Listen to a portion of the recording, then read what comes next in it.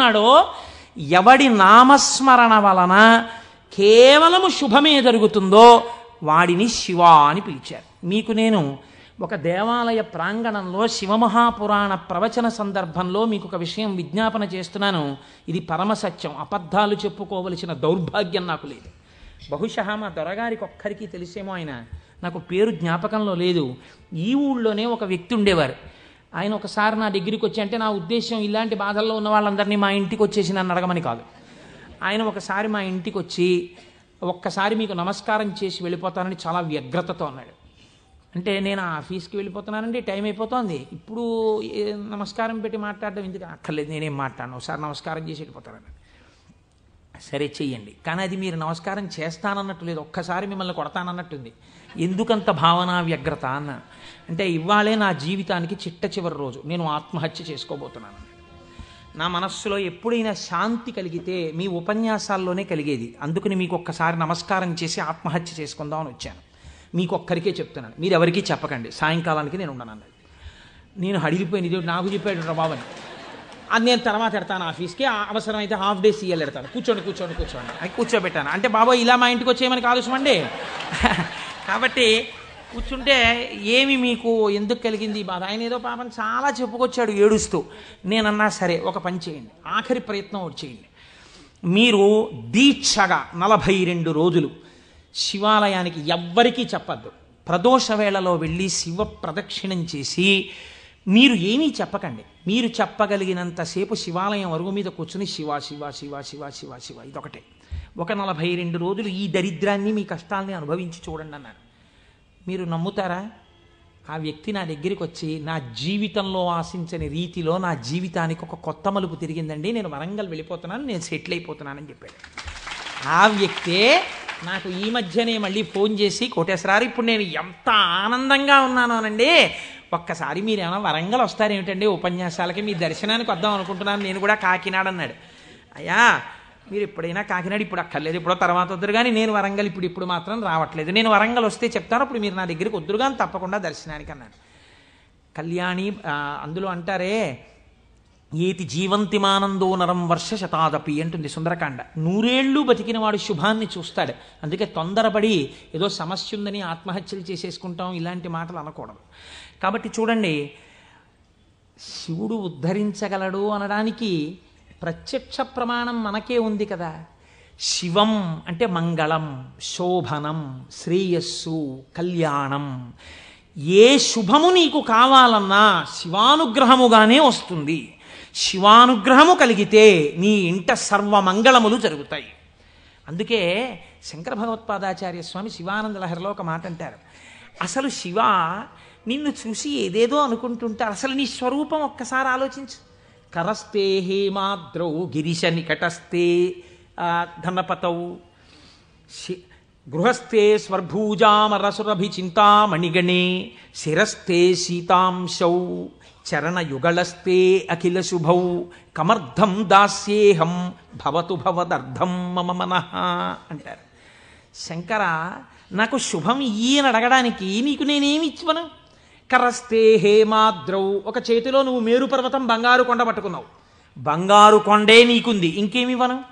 గిరిశ నికటస్తే ధనపతౌ, గిరిశ ఓ శంకర నీ పక్కన నవనిధులకు అధిపతి అయిన కుబేరుడు ఇలా నిలబడ్డాడు, నువ్వు ఎప్పుడు కుబేరా కొంచెం ఏమైనా 2 రూపాయలన్నా ఏంటి అనలేదు.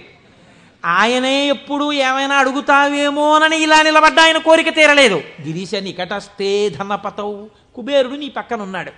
గృహస్థే స్వర్భూజామరసురభి చింతామణిగణే, నీ ఇంట కల్పవృక్షాలు, కామధేనువులు, చింతామణులు రాసులు పోసి ఉన్నాయి. ఎన్ని కామధేనువులో, ఎన్ని కల్పవృక్షాలో, చింతామణులతో గోడలు కట్టారు నీ ఇంట్లో. పోన్లేవయ్యా ఇవన్నీ ఉన్నాయి, కానీ నీకేదో మోక్షం ఇస్తాను, నీకేమైనా అనారోగ్యం వస్తే తగ్గిస్తానడానికి నీ యొక్క శిరస్సు మీద సీతాంశు చంద్రబింబం ఉంది, చంద్రరేఖ ఉంది, కాబట్టి మోక్షం ఇచ్చే అధికారం నీకుంది. ఇంకా నీకు నేనేమివ్వను? నాది నాది అన్నది ఒక్కటి ఉంది నా దగ్గర, నీది కాదని నా దగ్గర ఉన్నది అన్నది ఏమిటో తెలుసా? కమర్థం దాస్యేహం భవతు భవదర్థం మమ మనః. నాది అని అస్తమానం నన్ను బంధనంలో పడేసే ఈ మనస్సు నీకు ఇచ్చేస్తా, బుచ్చేసుకో.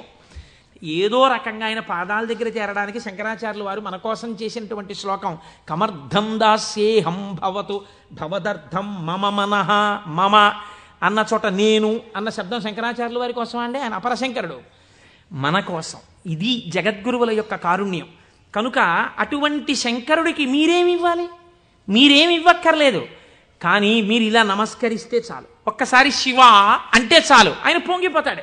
అందుకు కదా మనం ప్రదోష వేళలో ఉపన్యాసం మొదలుపెట్టే ముందు శివాష్టోత్తర శతనామ స్తోత్రాన్ని ఒక్కసారి అనుసంధానం చెయ్యాలి అని మనం అనుకుంటున్నాం.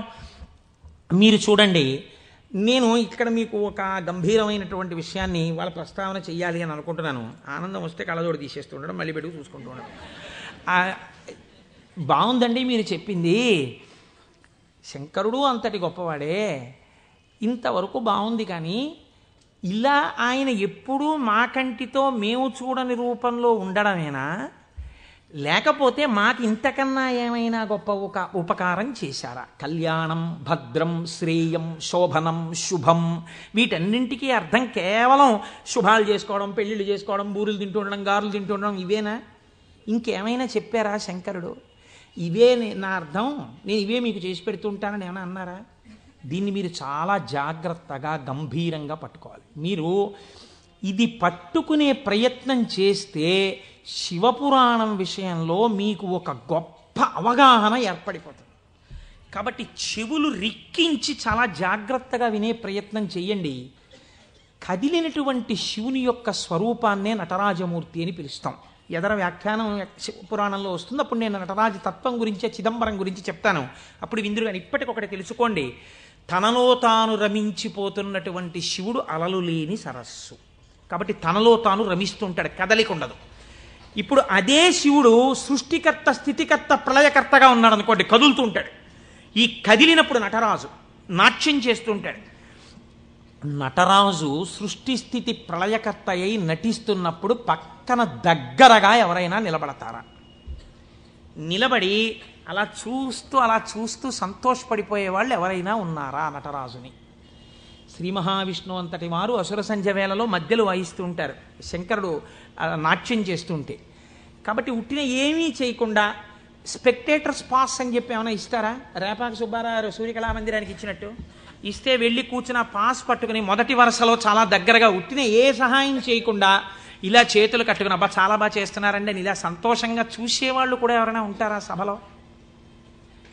అంటే శాస్త్రం అంది ఇద్దరున్నారు, ఇద్దరే చూస్తారు. అలాగా మిగిలిన వాళ్ళందరూ నటరాజ తాండవమునందు సహాయం చేస్తుంటారు. ఆ ఇద్దరెవరో తెలుసా? ఒకరు వ్యాఘ్రపాదుడు, ఒకరు పతంజలి. వీళ్ళిద్దరే చూస్తూ ఉంటారు. వ్యాఘ్రపాదుడి యొక్క శరీర అధోభాగం పులిగా ఉంటుంది, పతంజలి యొక్క శరీర అధోభాగం పావుగా ఉంటుంది. పతంజలి ఆదిశేషుని యొక్క అంశ. ఈ పతంజలి వ్యాకరణానికి మహాభాష్యం చేశారు. ఈ పతంజలి 1000 నాలుకలతో సమాధానం చెప్పేవారు. ఒకానొకసారి ఈ పతంజలి మహర్షి దగ్గరికి 1000 మంది శిష్యులు వచ్చి, అయ్యా మీ దగ్గర మేము వ్యాకరణం నేర్చుకోవాలనుకుంటున్నామని అడిగారు. పతంజలి మహర్షి అన్నారు, సరే మీకు 1000 మందికి నేను నేర్పుతాను ఏకకాలంలో. ఎవరు ఏ స్థాయిలో ఉన్నారో ఆ స్థాయిలో పాఠం చెప్పేస్తాను. మీకు ఉదాహరణకి వ్యాకరణం అంటే కొద్దిగా సంగీతంతో పోల్చండి. కొద్దిగా అమరిక కోసం సంగీతం నేర్పేటప్పుడు బాగా కీర్తనల్లోకి వచ్చేసిన వాళ్ళకి, ఇంకా సరిగమ పదనిసల్లో ఉన్న వాళ్ళకి, from the lowest string to the highest string కలిపి కూర్చోపెట్టి సంగీతం నేర్పడం కుదరదు. ఎందుకనంటే ఎవరికి వాళ్ళకే టైం ఉండాలి, వాళ్ళ స్థాయికి తగినట్టు వాళ్ళకి చెప్తూ ఉండాలి. వ్యాకరణ మహాభాష్యం చెప్పేటప్పుడు 1000 మంది 1000 రకాలైన ప్రశ్నలు వేస్తారు. 1000 మందికి ఒకేసారి జవాబు చెప్పాలి. కాబట్టి ఇప్పుడు తాను ఎలా చెప్పాలి? తాను ఆదిశేషుడు కనుక శేషాంశతో చెప్పాలి, 1000 నాలుకలతో చెప్తాను. కానీ 1000 నాలుకలతో చెప్పినప్పుడు ఒక ప్రమాదం ఉంది. శేషాంశతో ఉంటాను, దానిలో విషపు గాలి కూడా వస్తుంది, ఎదురుగుండా కూర్చున్నవాడు బూడిదైపోతాడు. కాబట్టి తెర అడ్డం కడతాను. ఇది చిదంబరంలో జరిగిందండి యథార్థంగా. నేను ఒక తెర అడ్డం కట్టి లోపల నేను కూర్చుంటాను, మీరు బయట కూర్చోండి. మీరు ప్రశ్నలు అడుగుతూ ఉండండి, నేను చెప్పేస్తుంటాను 1000 నాలుకలతో. ఒక్క నియమం, 1000 నాలుకలతో నేను కష్టపడి 1000 మంది శిష్యులకు సమాధానం చెప్పడానికి కూర్చుని ఉండగా ఎవడైనా సరే నేను పాఠం పూర్తయిందనే లోపల లేచి వెళ్ళిపోతే వాడు బ్రహ్మరాక్షసుడైపోతాడని చెప్పి శాపం పెడుతున్నానన్నారు. 1000 మంది శిష్యులు కూర్చున్నారు. కొంతమందికి అసలు ప్రారంభంలోనే అనుమానాలు ఉంటాయి. అలాంటి వాళ్ళు కూడా ఉంటారు. ఇప్పుడు ఇది మోక్షద్వారం, ఇందులో దూరితే మోక్షం వస్తుంది అన్నాం అనుకోండి, ఇది ఎవరు పెట్టారండి అంటాడు. వెంటనే వాళ్ళు వచ్చారు. అసలు ముందు తెలుసుకోవడం కన్నా అనుమానాలు ఎక్కువ. అక్కడే పతనం ప్రారంభం. విన్నదాన్ని మననం చేసి దీన్ని మనం ఎంత అనుష్ఠానంలోకి తెద్దామని చూడకుండా మనం ఎన్ని అనుమానాలు ఇందులో తెచ్చేసుకుందాం అనేటప్పటికీ అవి ఎప్పటికీ ఆగవు. మీకు ఎప్పటికీ ఆగవు అనుమానాలు. ఇప్పుడు ఏమైపోయింది, ఇందులో ఒకటికి అనుమానం వచ్చింది. ఏమిటో వెళ్ళిపోతే బ్రహ్మరాక్షసుడు అంటున్నాడు. ఈ మాట వినగానే అసలు నాకు తోచడం మానేసింది. అసలు ఈయన మొదలెట్టే లోపలే కాసేపు బయటికి వెళ్ళి తిరిగి వస్తే మనశ్శాంతిగా ఉంటుంది. పాఠం మొదలెట్టే లోపల వచ్చేద్దామని ముందే వెళ్ళిపోయాడు ఆయన. పాఠం మొదలెట్టేటప్పటికి వద్దాం కాస్త మనశ్శాంతి వస్తుంది. లేకపోతే ఈయన ఏమిటో లోపల నేను 1000 నాలుకలు అంటున్నాడు, తెరత్తకూడదు అంటున్నాడు. ఓరు నాయనో ఇదంతా ఏ గొడవగా ఉంటుందో, వెళ్ళిపోతే బ్రహ్మరాక్షసుడు అంటాడు. ముందే కాస్త తిరిగి వస్తే, అలా తిరిగి వచ్చేస్తే కాస్త మనశ్శాంతిగా ఉంటుంది. అప్పుడు వచ్చి కూర్చుందాం పాఠానికని ముందే వెళ్ళిపోయాడు ఆయన. అంటే ఎలా ఉంటారో చూడండి లోకం. ఇప్పుడు పతంజలి వ్యాఖ్యానం మొదలుపెట్టారు. 1000 నాలుకలతో చెప్పేస్తున్నారు ఆయన పాఠం. ఒక ఆయనకి అనుమానం వచ్చింది. ఏమిట్రా 1000 మంది అడుగుతున్నాం, 1000 మందికి చెప్పేస్తున్నాడు సమాధానాలు, ఎలా చెప్తున్నాడు రా ఈయన? తెరడ్డం కట్టాడు, నేను చెప్తాను లేండి అన్నాడు. నిజంగా అసలు ఎలా చెప్పగలుగుతున్నాడో ఒక్కసారి చూద్దామని. చూడండి, సేవ చేస్తున్నారు పరమాత్మకి అని తెరడ్డం పెడితే ముందు వరుసలో కూర్చున్నవాడు తెరెత్తి చూస్తుంటాడు. ఎంత తప్పది అంటే అది కూడా భక్తి. కాబట్టి అలా ఆ పతంజలి అటు కూర్చుని ఉండగా ఒక శిష్యుడు ఏం చేశాడంటే మెల్లిగా తెరెత్తాడు. తెరెత్తి చూశాడు. చూసేటప్పటికి విషపు గాలి వాడు ఒక్కడి మీదకే పెడుతుందా? ఈ 999 మంది బూడిదైపోయారు. అట్నుంచి ప్రశ్న ఆగిపోయింది. ఆగిపోగానే పతంజలికి అనుమానం వచ్చింది. ఏదో జరిగిందని ఆయన పాఠం ఆపి లేపి తెర తీసి చూశారు. బూడిద రాసులు ఉన్నాయి. అరేరే చచ్చిపోయారా 1000 మంది అనుకున్నారు. ఇంతలో పాఠం వినడానికి కొంచెం మనశ్శాంతితో వద్దామన్నవాడు వచ్చాడు. నువ్వు ఎక్కడికి వెళ్ళావురా అని అడిగారు ఆయన. అది నేను చెప్తాను కానీ వీళ్ళు ఏమిటంటే 999 బూడిద కుప్పలు ఏమిటండి అన్నాడు వాడు. వాడు బుర్ర మరీ పాడైపోయాడు. ఆయన అన్నారు, కంగారు పడకు, నేను ముందే చెప్పాను కదా తెరెత్తద్దని. ఎవడో ఎత్తాడు, బూడిదైపోయారు. నువ్వు మాత్రం ఒక్క శిష్యుడు మిగిలావురా, మీకు 1000 మందికి పాఠం చెప్తానన్నాను, కనీసం ఒక్కడే మిగిలావు, నీకు చెప్తాను పాఠం అన్నారు. వాడు అడిగిపోయాడు. అయ్యి బాబోయ్ పాఠమే అని. ఇప్పుడు పతంజలి అన్నారు, నీకేం చెప్పను, కంగారు పడకు, నీకు నేను అనుగ్రహించేస్తున్నాను. నీకు వ్యాకరణం అంతా భాషించేసింది, నీకు వచ్చేసింది వ్యాకరణ భాష.